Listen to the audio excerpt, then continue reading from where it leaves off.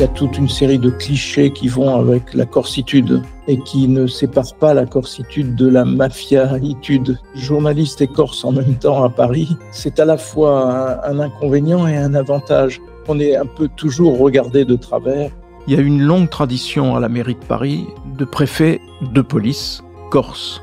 Il m'avait pris un petit peu sous leur aile protectrice parce qu'entre Corses, on se comprenait. Il y a en Corse un goût de la politique et puis aussi un réflexe de fidélité. C'est peut-être un reste de bonapartisme qui explique cela. Parce qu'entre Corses, on se comprenait.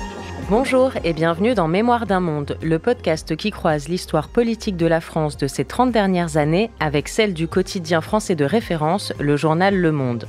Je suis Hélène Decommer, rédactrice en chef de Slate et je tends le micro à Jean-Marie Colombani, ancien directeur du journal, pour nous transmettre cette mémoire. Bonjour Jean-Marie. Bonjour Hélène. Pour ce dernier épisode de notre podcast, on va aborder un thème spécial, un thème qui vous est cher, Jean-Marie, la Corse. Car oui, vous êtes d'origine corse, votre nom de famille en est un sérieux indice. Et c'est un territoire qui vous est cher sur le plan personnel, bien sûr, mais aussi parce qu'il est très intéressant politiquement et même médiatiquement. Vous allez donc, Jean-Marie, nous aider à mieux comprendre la Corse et ce n'est pas une mince affaire. On va aussi entendre au fil de cet épisode la voix d'Ariane Chemin, grand reporter au Monde, qui a couvert la Corse pendant plusieurs années pour le journal. Elle s'est livrée à quelques confidences. Mais commençons avec vous, Jean-Marie Colombani. C'est donc sur l'île qu'on trouve vos origines familiales. Est-ce que vous pouvez nous raconter cette filiation ? C'est une double filiation, à la fois paternelle et maternelle, puisque l'un et l'autre de mes parents étaient issus de régions différentes. Il faut savoir que la Corse, au fond, c'est presque une petite Italie en réduction, c'est-à-dire qui est organisée autour de cités qui peuvent être très différentes les unes des autres. Par exemple, l'ouest de la Corse est plus tourné vers l'extérieur et donc regarde davantage au-delà. L'est de la Corse, qui est face à la côte italienne, face à la Toscane, à vrai dire, est plus centré vers la montagne.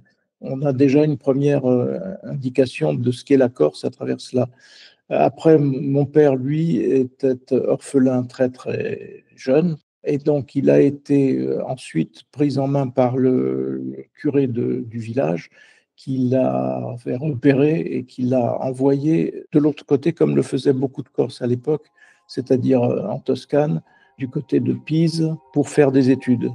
Lui a pu faire des études en Italie jusqu'au moment où, l'année 1939, tout le monde était mobilisé en vue de la guerre et donc il a rejoint son lieu de convocation qui était à Montauban en fait pour affronter les Allemands qui d'ailleurs en l'espèce sur ce lieu-là ne sont jamais arrivés.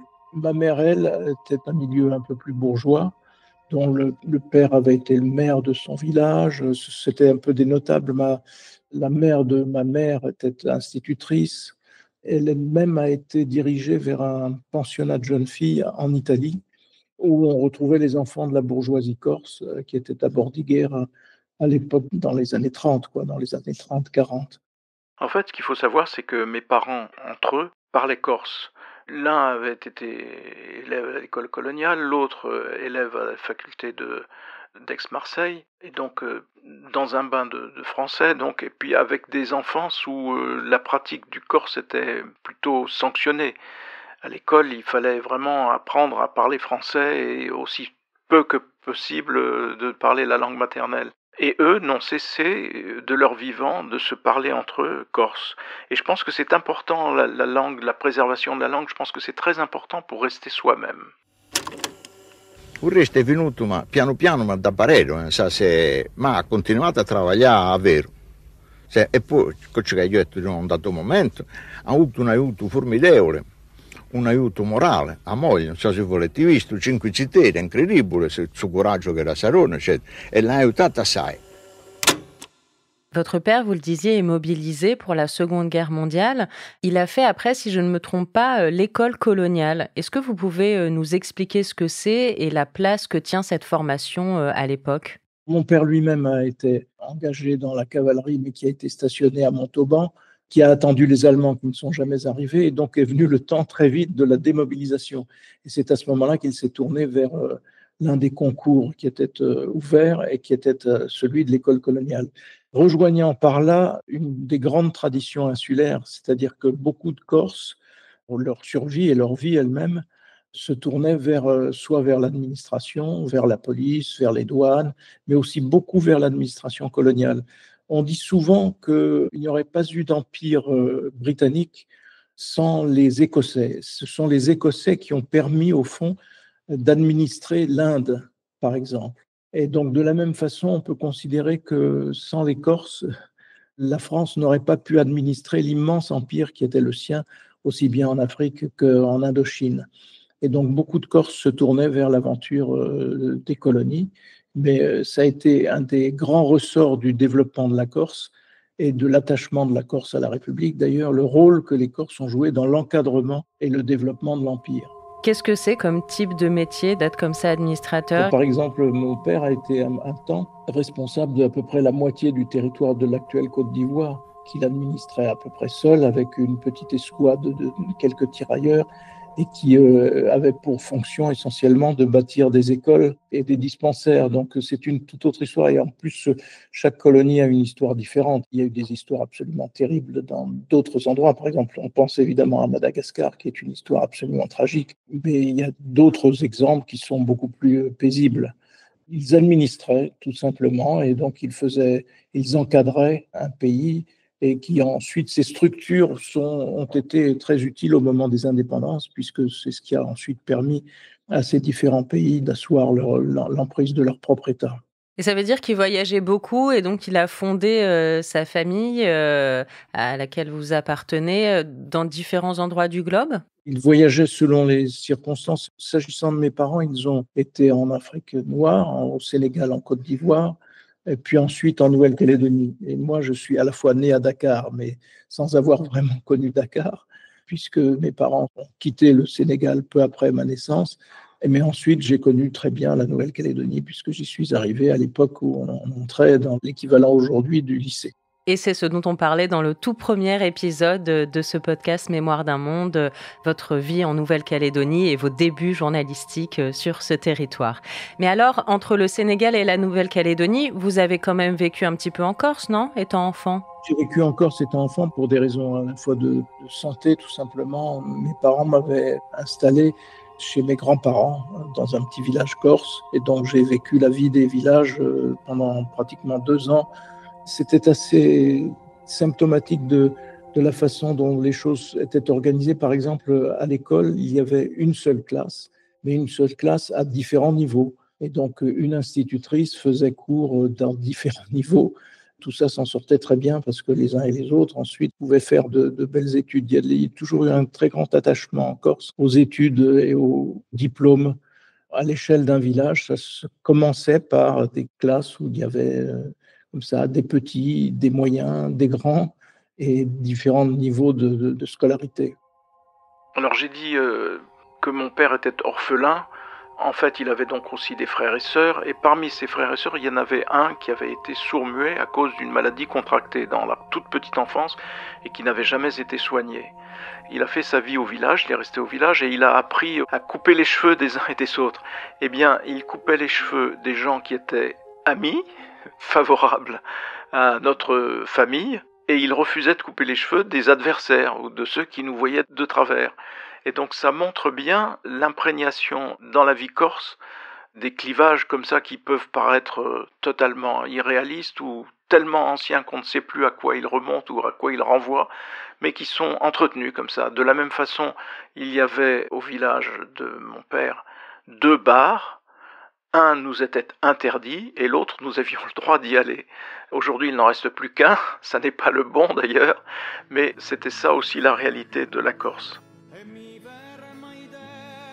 Pendant ces années au fin fond d'un village corse, on se noue des amitiés bien sûr et la principale amitié que j'avais nouée à l'époque et qui a perduré toute une vie est avec quelqu'un qui est un poète, un chanteur, qui a beaucoup pour installer les polyphonies corses qui sont aujourd'hui assez connues, qui s'appelle Jean-Paul Poletti et qui est l'âme et l'instrument premier de ce que les Corses des milieux de la culture ont appelé la reconquête de leur identité qui est passée par la sphère culturelle, qui est passée par la reconquête précisément de tout un savoir-faire qui s'est traduit par ces fameuses polyphonies.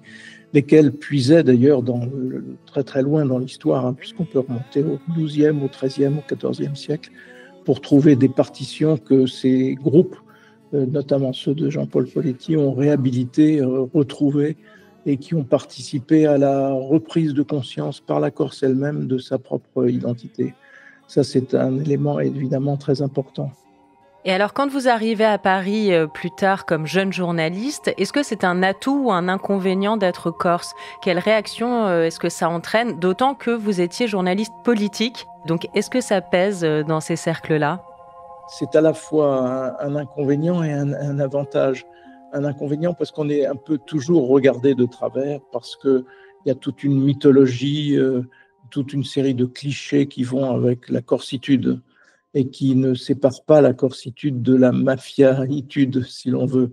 Et donc ça, c'était extrêmement pénible.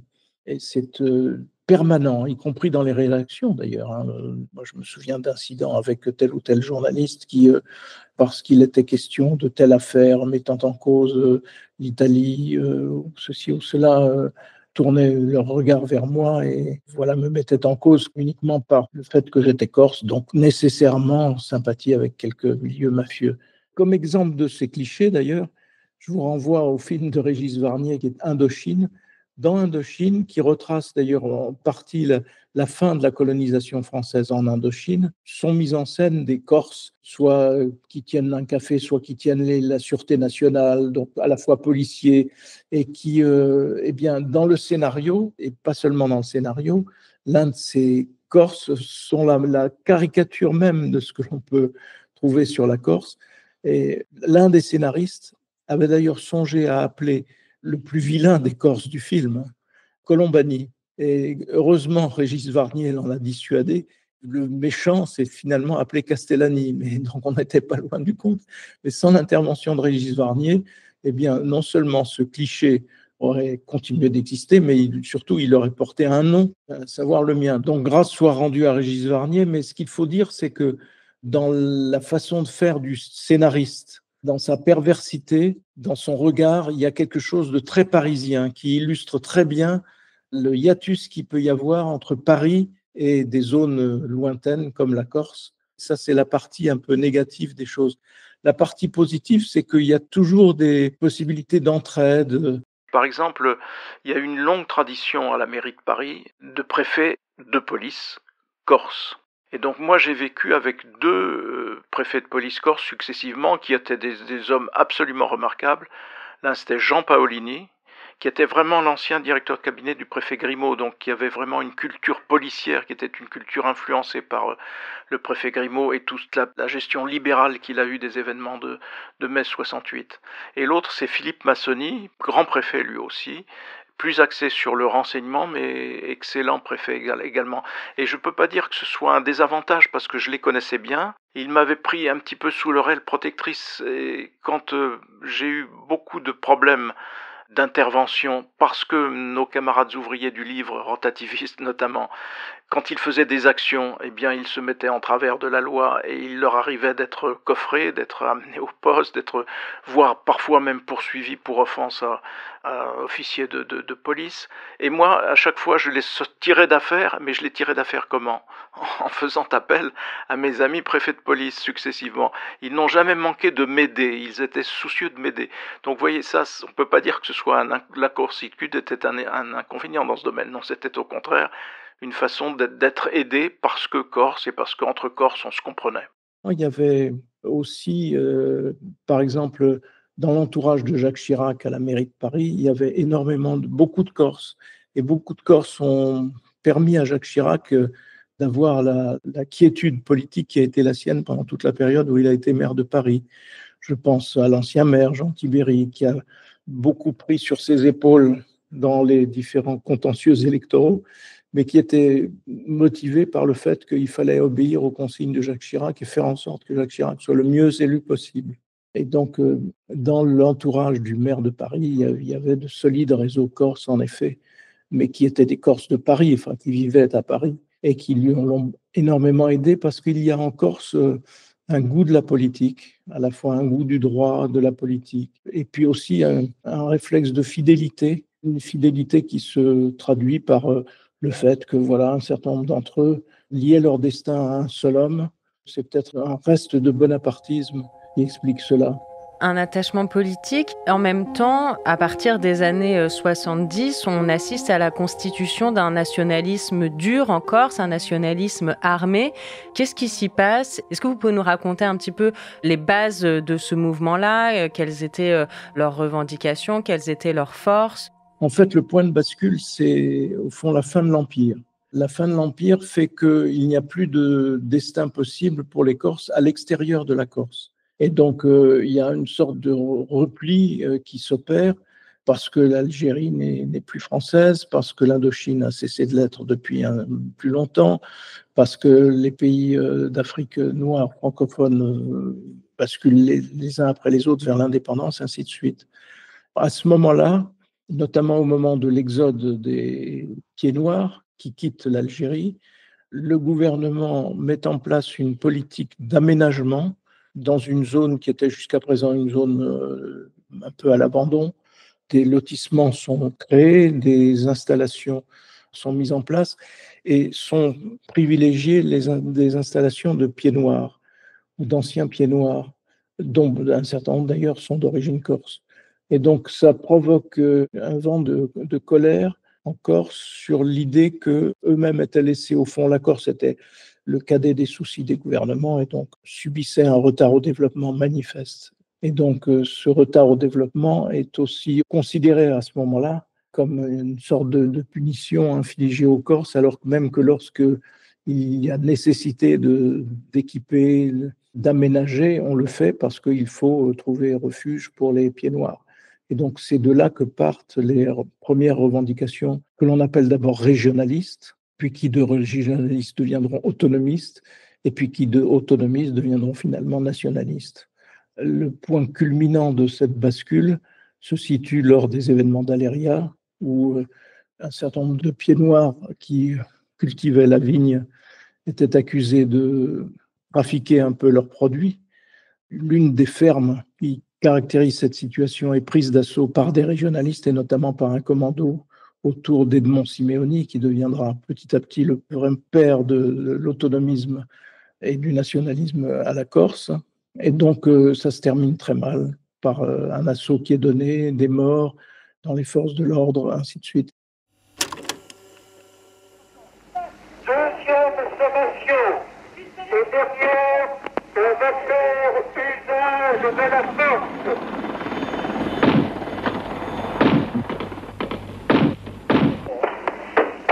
Aléria, vendredi 22 août 1975. Une journée qui marquera l'histoire moderne de la Corse. Une cave occupée par une vingtaine de membres de l'ARC, la réaction brutale de l'État, une fusillade de quelques minutes suffiront à bouleverser les 30 années à venir. Un coup de tonnerre qui n'est pourtant pas un épiphénomène. La colère gronde depuis des années. La revendication régionaliste puis autonomiste gagne du terrain, alimentée par le sentiment d'injustice accumulé depuis des décennies. Aléria, point d'orgue d'un affrontement inéluctable entre un État centralisé et une île à l'histoire tourmentée. Aléria qui clôture dans le drame une phase du mouvement revendicatif et ouvre dans le même temps une période de lutte et de troubles dont les effets ne sont toujours pas estompés aujourd'hui. Aléria, à partir duquel rien ne sera plus comme avant.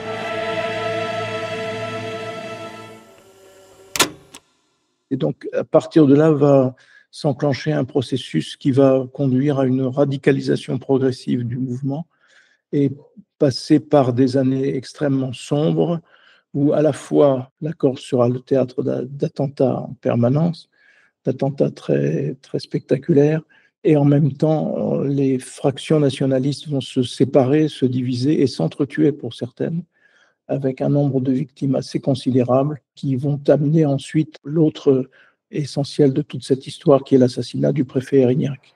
Oui, l'assassinat de Claude Erignac, le préfet de Corse et de Corse du Sud, qui a eu lieu le 6 février 1998 à Ajaccio. C'est un événement majeur pour l'île et pour la France en général. C'est un événement majeur et qui est souvent mésinterprété en France continentale parce que un certain nombre de personnes, et notamment du côté de la famille de l'ancien préfet, considère au fond la Corse comme collectivement responsable et collectivement coupable de cet assassinat. Alors, ce qui se passe au moment de l'assassinat du préfet Erignac, c'est une levée en masse dans les villes et dans les villages de gens qui descendent dans la rue pour protester et pour dire qu'ils n'en sont pas de ce combat-là, si vous voulez. Et donc, jusqu'à présent, l'évolution du mouvement nationaliste tendait à théoriser, puis pratiquer peut-être une lutte dite de libération nationale. Mais qui dit lutte de libération nationale dit un certain nombre d'actes de cette nature. Et donc, le nom des Corses, après cet assassinat, a fermé la porte à la dite lutte de libération nationale, qui ensuite a conduit progressivement la plupart des mouvements nationalistes à se rallier, à mettre fin à la violence. Et mettant fin à la violence, à se rallier à la bataille qui doit être la bataille dans tout pays démocratique, c'est-à-dire la bataille électorale, la bataille du scrutin. Au fond, le martyre du préfet Erignac signe la fin de la croyance dans le fait que la Corse doit basculer dans une lutte de libération nationale. Et donc, conduit la plupart des mouvements nationalistes à renoncer à la violence, et renonçant à la violence, à se tourner vers ce qui doit être dans un pays démocratique, c'est-à-dire la bataille électorale, qui finira par être victorieuse pour les nationalistes. Mais les nationalistes tendance autonomistes, qui sont représentés aujourd'hui par celui qui est chef de l'exécutif local, Gilles Simeoni, qui est le fils d'Edmond Simeoni, donc le père spirituel et politique de cette tendance du nationalisme, qui est une tendance vers l'autonomie et non pas vers l'indépendance. Les mouvements plus radicaux continuant à prôner l'indépendance, notamment très écoutés dans les milieux lycéens ou étudiants. Donc voilà un petit peu la trame de cette histoire.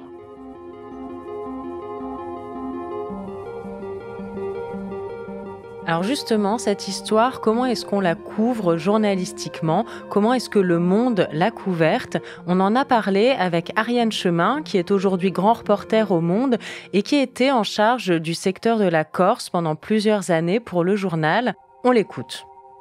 Ma rencontre avec la Corse, elle n'est pas banale à vrai dire. Je travaillais au service politique du Monde et on était à la fin des années 90 et j'avais une petite lassitude de passer mes journées à l'Assemblée nationale, de suivre des meetings, des congrès. Et j'avais dit à mon chef de service qui s'appelait Patrick Jarraud à l'époque, j'avais dit écoutez, j'aimerais faire autre chose. Il me dit ça tombe bien, on cherche quelqu'un pour s'occuper de la Corse. Et là, je m'étais récriée en disant non mais attendez Patrick, ça va pas du tout. Je pense que je suis la personne qui connaît le moins la Corse de cette rédaction. Je n'y ai jamais passé de vacances, je n'y connais rien. Pour moi, il n'en était pas question. Et donc je me souviens, ça paraît inimaginable aujourd'hui, que Patrick Jarraud m'avait dit partez 10 jours là en Corse, en plein mois de juillet, puis vous verrez bien. Et je me souviens d'avoir fait un petit papier un peu malicieux peut-être sur les débats à l'Assemblée de Corse. Et alors là, je ne sais pas si c'est vrai, mais je me souviens que Patrick Jarraud m'avait dit bon, Jean-Marie a trouvé votre article très bien vu, très drôle, et ça a été mon adoubement en fait pour cette chronique et ce dossier Corse. Donc ça y est, vous étiez lancé en Corse. Est-ce que c'est un territoire difficile à appréhender journalistiquement? Est-ce qu'il est différent des autres? Est-ce qu'il faut avoir un petit peu plus ses entrées par exemple? Je n'ai eu presque que des joies. Je n'ai rencontré que des interlocuteurs intéressants, tout était passionnant, j'étais très bien accueillie. J'ai pas du tout senti... faut dire que je n'ai pas essayé de jouer à celle qui connaissait bien la Corse ou à la non-pinzoute, comme on dit, puisque le pinzoute, c'est celui qui a un accent pointu, donc qui n'est pas de l'île. J'ai pas essayé ça. J'ai essayé peut-être d'embrasser la société dans son ensemble et ne pas me concentrer seulement sur le dossier politique ou seulement sur les voyous ou seulement sur les nationalistes en faisant l'affreux, méchant, etc. Tout m'intéressait, à vrai dire. La société corse me passionne, les histoires corses enfouies dans les villages me passionnent, les femmes corses me passionnent et peut-être que ça a été longtemps, on a longtemps envoyé des journalistes hommes. J'ai l'impression en Corse comme s'il fallait, de toute façon, pour parler aux Corses, il va être un peu viril et tout. Alors moi, j'ai pas du tout pris le sujet de cette manière-là. Bon, j'ai adoré suivre la politique corse. J'ai rencontré des élus passionnants qui connaissaient le jeu politique beaucoup mieux que beaucoup à Paris, des hommes très cultivés. Je crois que Pétillon le dit mieux que moi, ou c'est les gens qui arrivent en Corse, ils disent oh là là, c'est tellement beau. Je me suis pas attachée au paysage, je me suis d'abord attachée aux gens. C'est ça qui m'a plu. J'avais des longues discussions, les discussions de bar où on parle politique en Corse, il y a rien de plus merveilleux.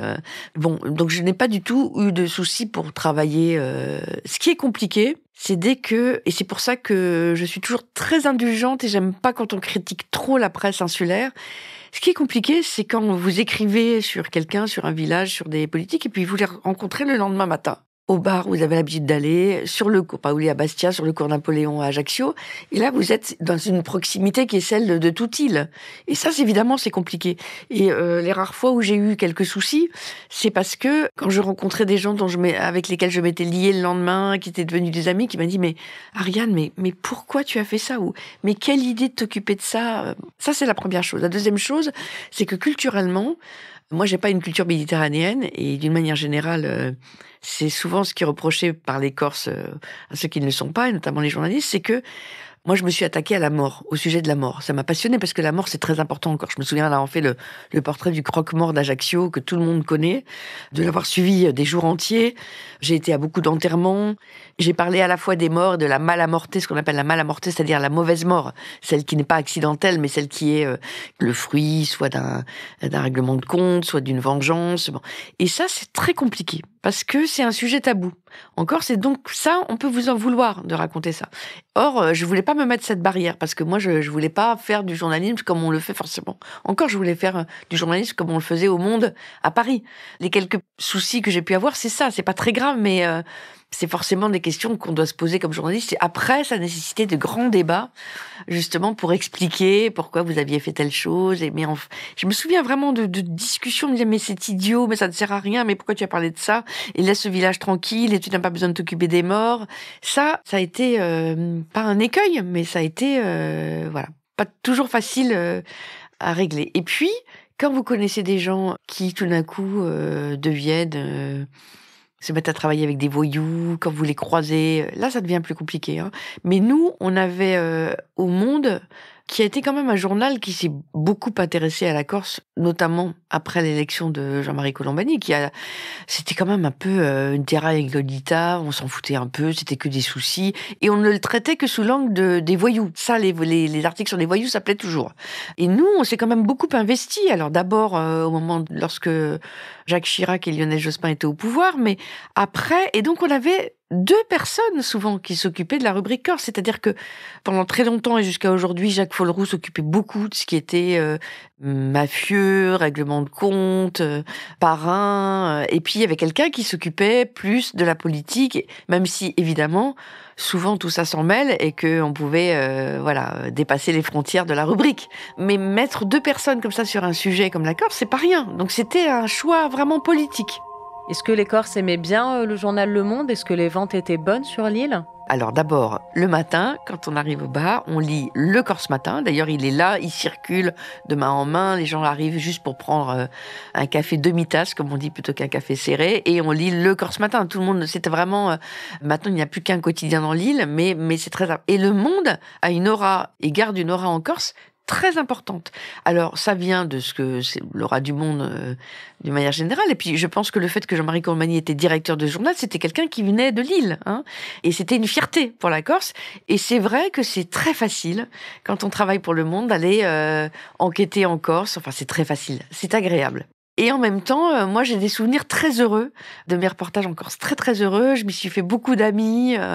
J'ai aimé ça. Vu du continent, on a parfois l'idée que la Corse est une zone un peu particulière, un peu à part. L'idée peut-être que c'est une zone de non-droit ou alors un territoire plein de barbouzes. Est-ce qu'il y a une part de réalité là-dedans, Ariane Chemin, ou c'est vraiment du fantasme ? Alors le mot barbouze, en plus, on n'entend plus qu'en Corse désormais aujourd'hui, mais ça vient de très loin. C'est-à-dire qu'il y a eu des histoires de barbouze, évidemment, après les années 70. Mais le barbouze a bon dos aussi, hein, donc souvent on lui met beaucoup de choses sur le dos. J'étais très frappée après l'assassinat en prison d'Ivan Colonna à Arles, qui est quelque chose qui n'aurait jamais dû arriver. D'abord, l'espèce d'autisme dont a fait preuve Paris et le pouvoir parisien à cette revendication nationaliste qui était le rapprochement des prisonniers. Il faut avoir suivi une fois dans sa vie une mère de prisonnier, une sœur de prisonnier, avoir pris l'avion qui coûte très cher jusqu'à Paris, avoir pris le RER, avoir dormi dans un hôtel Ibis pour pouvoir faire la visite le lendemain, revenir avec le même trajet et les mêmes frais dans l'île pour comprendre pourquoi cette revendication de rapprochement des prisonniers, elle est évidemment légitime. Il faut vraiment connaître ce que c'est que la vie dans une île pour savoir que c'était une revendication légitime. Ce refus que Paris a eu d'étudier cette revendication est à mon avis absurde. Bon, Ivan Colonna, il est dans une prison, c'est un détenu particulier. Il est jugé, il a été reconnu 3 fois comme auteur de l'assassinat de Claude Érignac. Des négociations se mettent en place pour réétudier ces problèmes de rapprochement des prisonniers, puisque entre-temps l'île est devenue nationaliste. Le président de l'exécutif corse, Gilles Simeoni, qui est très populaire en Corse aujourd'hui, d'abord parce qu'il est aussi le fils du père du nationalisme corse, Edmond Simeoni, il n'y arrive pas. Bon, intervient ce drame. Il est assassiné, Ivan Colonna, de manière sauvage, alors qu'il est dans une salle de gym par un de ses co de détenus dont on sait depuis qu'il était djihadiste. Et il y a une commission d'enquête parlementaire. Très sérieusement faite, avec des députés de tous bords, y compris des députés nationalistes, puisque 3 sur 4 des députés corses sont nationalistes, pour essayer de voir ce qui avait pu se passer. Aujourd'hui, quand vous allez en Corse, tout le monde vous dira que c'est la vengeance de l'État français, que c'est une histoire de barbouze, et quand vous dites, mais écoutez, regardez, la commission d'enquête a travaillé, visiblement rien de ce genre ne ressort de ces travaux. Ils disent, mais on sait toujours les histoires de barbouze, on les connaît toujours longtemps après. Et même ce discours, il est porté au sommet du pouvoir insulaire. Donc c'est compliqué, effectivement, parce que moi j'ai eu ces discussions-là et je les ai vite arrêtées avec des gens que je connaissais bien parce que je voyais qu'on pouvait pas s'entendre. Voilà, cette figure du barbouze, elle existe depuis des décennies. Il y a eu des barbouzes, on sait ce que c'est que le sac sous Charles Pasqua. Il y a eu des barbouzes, mais il y en a pas tout le temps et partout. Donc ça reste, je dirais, comme une sorte de figure imprimée dans l'imaginaire corse. Ça, Ariane Chemin, ce sont les bons souvenirs. Est-ce qu'il y a eu en revanche des choses un peu plus compliquées à gérer ? Je me souviens qu'une fois, un avocat pénaliste ajaccien m'avait dit il y a vraiment un village très intéressant qui s'appelle Palnec, et il y a 2 familles, les Santoni et les Bartoli, qui s'entretuent depuis presque des siècles, et il me disait je vais faire une reconstitution. D'ailleurs, il y a Santoni qui a été assassiné par un Bartoli, ou l'inverse, j'ai un peu oublié. Mais c'était quand même quelque chose qui aujourd'hui, encore au XXIe siècle, existait. Et j'ai décidé alors de monter, suivre cette reconstitution et de raconter l'histoire de Palnec. J'y passe pas mal de temps, je me souviens, un peu dans le village, et puis à me faire raconter les histoires de Palnec. Et je fais un article un peu long pour Le Monde. Ça s'appelait « Petit meurtre entre villageois ». Je m'en souviens très très bien. Et l'article paraît, et le soir, je pense qu'il était 22h, et je reçois un coup de téléphone de Jean-Marie Colombani. Et je peux vous dire que c'était pas le genre, à vous appeler trop, et deuxièmement, à vous appeler à 22h. Je me suis dit, mais qu'est-ce qui se passe ? Je ne comprenais pas. Et cette histoire, elle est intéressante parce qu'elle montre aussi que le journaliste, il écrit quand même en toute liberté. Et il se trouve que Jean-Marie Colombani venait de lire l'article sur Palnec dans son journal. Et donc, comme toujours, très calme, très courtois, il dit Ariane, je ne vous dérange pas ? Non, pas du tout, Jean-Marie. Moi, j'avais quand même très impressionné par ce coup de fil à 22h. Il me dit, voilà, je viens de lire votre article sur Palnec. Vous ne savez peut-être pas que M. Bartoli, le maire, est mon notaire. Et là, je comprends que j'ai touché à un truc très sensible et que j'imagine, Jean-Marie Colombani s'était pris un bon savon au téléphone du maire de Palnec, parce que c'est vrai que ça ne donnait pas une image très reluisante de ce village, déjà qui est déjà un peu perdu dans la montagne où il n'y a pas forcément beaucoup de tourisme, mais d'une manière générale, c'est un sujet sensible. Donc quand je vous disais que la mort, c'est un sujet sensible, c'est une histoire dont on ne parlait pas. Et je me souviens, bon, Jean-Marie évidemment était charmant, mais bon, il a eu, je crois, des soucis après avec son notaire maire de Palnec, et je crois qu'il n'y est plus jamais retourné d'ailleurs, dans ce village qu'il connaissait pourtant. Mais ce qui était intéressant aussi, c'est que je me souviens, ça m'était jamais arrivé, le Corse Matin, comme on dit, avait fait un article sur mon article, pour expliquer que franchement, ça se faisait pas de raconter. Or, c'était une histoire extraordinaire, voilà. Et il y a très peu de temps, là, il y a 15 jours, j'ai été voir à la SCAM un petit documentaire sur Palnec qui était fait de manière très ethnographique, et à la sortie de la projection, un monsieur s'est approché, il m'a dit « C'est vous qui aviez écrit, et pourtant ça fait presque 20 ans maintenant, cet article « Petit meurtre entre villageois ». J'étais stupéfaite, qu'ils me reconnaissent, 2 qui connaissent encore le titre de cet article. Et il a été très gentil, il m'a dit « Vous savez, moi j'ai pris votre défense au conseil municipal, j'ai dit au moins on parle du village ». Est-ce que vous avez une anecdote particulièrement marquante de reportage à nous raconter ? Je me souviens qu'il y a quelques années, 2-3 ans, j'étais allée voir Gilles Simeoni, qui est le responsable de l'exécutif corse, et je voulais lui demander quel était son rapport au monde. Je voulais faire un article là-dessus. Et il m'avait expliqué que son père, Edmond, qui est donc le père du nationalisme corse, Il l'avait initié au monde très jeune. Avant qu'il ne passe son bac, il lui disait « il faut que tu lises Le Monde, il faut que tu lises Le Monde ». Et il se souvenait de voir son père découper Le Monde, le classer dans des chemises, surligner, gribouiller, lui dire « il faut que tu lises ça ». Et il me racontait d'ailleurs que ça avait continué après son élection à lui, Gilles Simeoni, à la tête de l'exécutif corse, où son père lui envoyait des mails, parce qu'il était abonné ensuite au monde.fr, il envoyait des mails en disant « il faut que tu regardes ça », etc. Et il se souvenait aussi... Gilles Simeoni, d'avoir lu des articles très importants comme cette fameuse tribune écrite dans Le Monde par Michel Rocard à l'été 2000 pour soutenir Lionel Jospin dans son processus de Matignon qui disait « Jacobin, ne tuez pas la paix ». Cet article avait eu un énorme retentissement en Corse. Mais il se souvenait aussi de son père dans son petit village de Lodzi, en Haute-Corse, l'été, qui recevait Le Monde avec 3 jours de retard. Et Gilles Simeoni disait à Edmond Simeoni « Mais regarde, papa, il a 3 jours de retard ». Il dit « C'est pas grave, c'est un journal de fond ». C'est ça que disait Edmond Simeoni. Et puis, quand son père est mort, il y a quelques années, sa femme, la mère de Gilles Simeoni, la femme d'Edmond Simeoni, qui s'appelle Lucie, qui d'ailleurs a dessiné et inventé la petite croix stylisée, la petite île stylisée que beaucoup portent au cou, a fait porter 3 énormes cartons à Gilles Simeoni dans son bureau de l'exécutif corse à Ajaccio. Et il avait 3 énormes cartons, il a ouvert, et dedans il y avait des piles de journal Le Monde, ça l'avait profondément ému. Je me souviens quand il m'avait raconté ça, il avait les larmes aux yeux, et il me disait, mais jusqu'à la fin, mon père collectionnait Le Monde, comme ça. Je lui disais, papa, à quoi ça te sert? Et mon père ne répondait pas, Edmond Simeoni ne répondait pas, et Gilles Simeoni m'avait dit, c'était sa façon à lui de ne pas vieillir.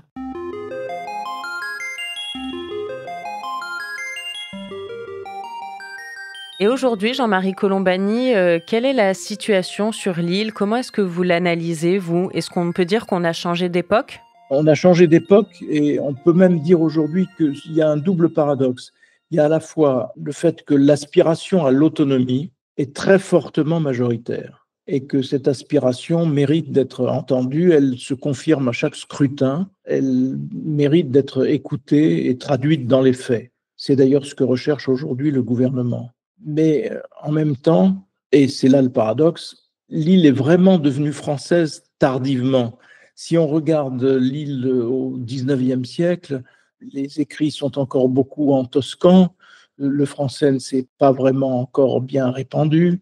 Après, il y a les 2 guerres, évidemment, qui plaident pour ce rapprochement. Dans l'entre-deux-guerres, la force quand même d'un mouvement irrédentiste qui n'était pas négligeable. Aujourd'hui, la Corse est beaucoup plus française. Par exemple, la traduction d'un vote en faveur du Front National, qui auparavant était anecdotique et qui marquait la particularité politique de la Corse, aujourd'hui est annihilée. Et la Corse, au fond, s'est alignée sur les grands courants nationaux.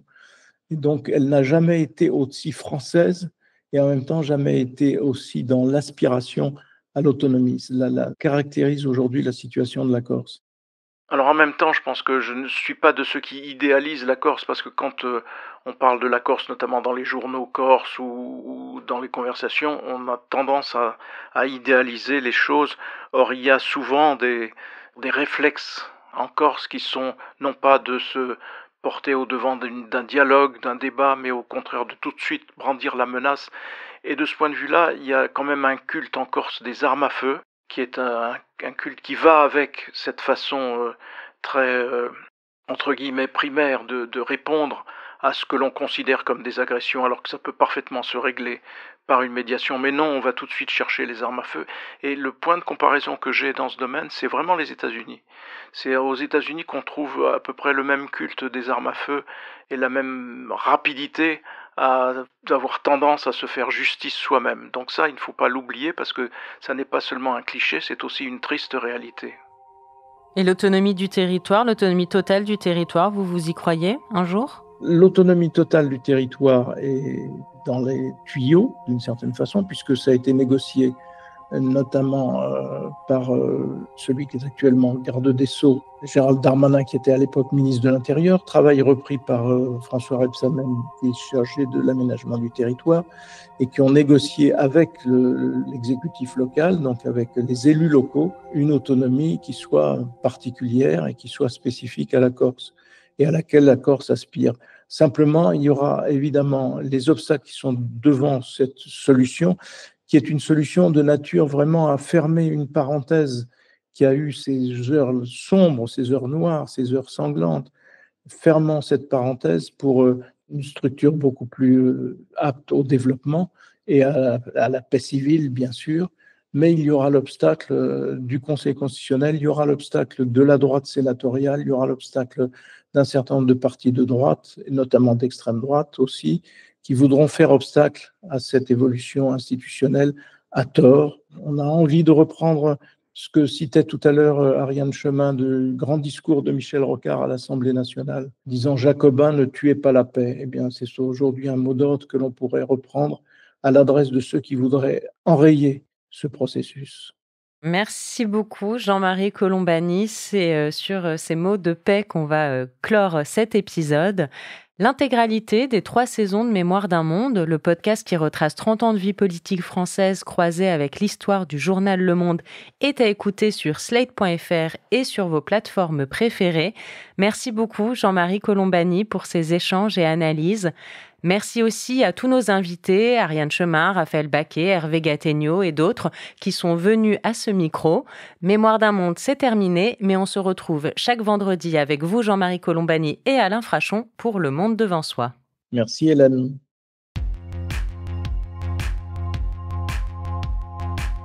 Vous venez d'écouter Mémoire d'un monde, un podcast de Jean-Marie Colombani, produit et réalisé par Slate Podcast. Direction éditoriale, Hélène Decomer. Présentation, Hélène Decomer.